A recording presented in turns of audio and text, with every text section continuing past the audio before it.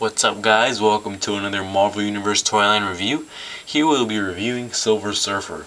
So this guy is number 3 in Series 1, and he doesn't come with the base accessory because Series 1 doesn't include those, but he does come with that awesome surfboard accessory there, which works as a stand.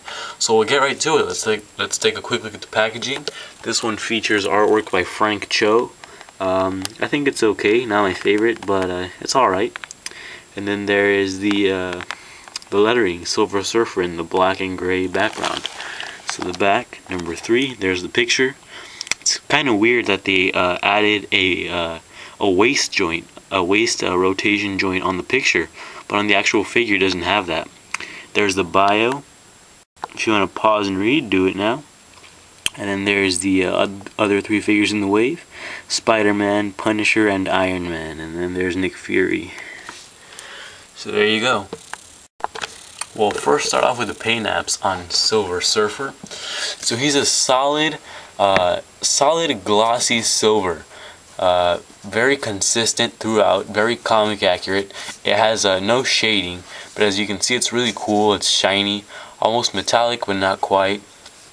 I think they did a great job with it, and like I said, some shading would have been pretty cool. But it's comic accurate. It's fine the way it is. I love the color. So there you go. Now let's zoom into the head sculpt. There it is, looking pretty magnificent.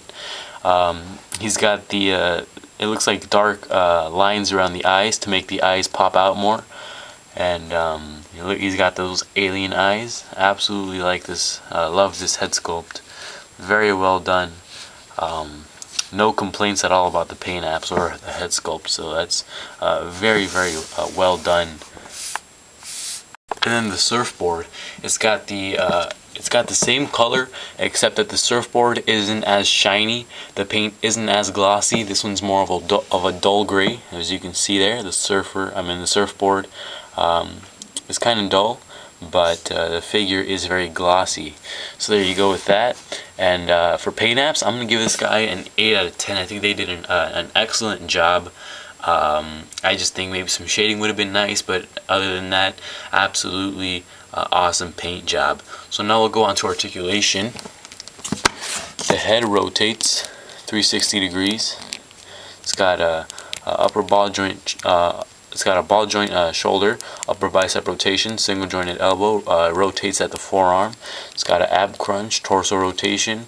It's got a ball joint up there at the thigh, double jointed knee, and foot goes down and back up. No foot rotation, so that's a little bit disappointing. But it is Series 1. Series 1, wasn't the most advanced as far as articulation, and he's also missing the waist articulation there.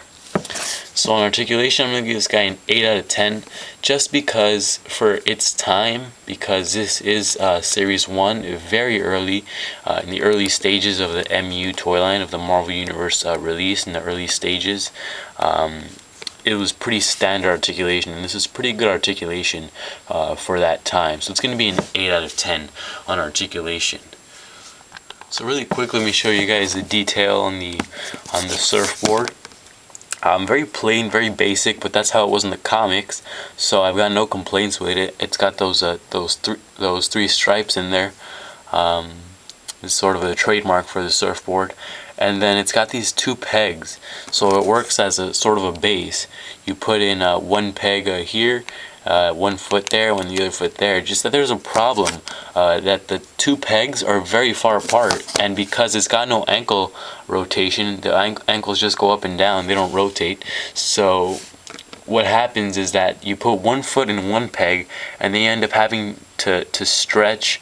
You end up having to use these hip joints here to stretch out the legs so that his other foot can fit in the other peg. See, if there were ankle articulation, you could just rotate the ankles, it'd work perfectly. But because you have to move these joints here, the joints don't want to stay like that. Naturally, the joints just want to close back up. So what happens is that the foot, either the front foot or the back foot, will just slide right off, and then your figure just fall, and there you go. But yeah, so there's a problem. Nothing too bad. Doesn't really doesn't take away much from the figure. Just something I thought I'd point out, a little flaw in there. But there you go. So the final score on this guy is going to be an 8 out of 10 because I gave the paint apps an 8 out of 10. I gave the articulation an 8 out of 10. I think the accessory is pretty awesome as well. Great addition. It wouldn't be Silver Surfer without a surfboard. So great accessory there. So solid 8 out of 10. I definitely recommend it. This guy has been off of the shelves for a long time now. If you miraculously find him somewhere in the store, don't hesitate to pick him up. For a quick size comparison, there's Silver Surfer next to Juggernaut and next to the Sexy Beast. So that's how he compares to the rest of the figures. So that's going to be it, guys. Please like, comment, rate, subscribe. Please like our page on Facebook if you want to see some more awesome Marvel Universe action figure stuff. And stay tuned because we've got tons of other videos coming up. So, see you next time.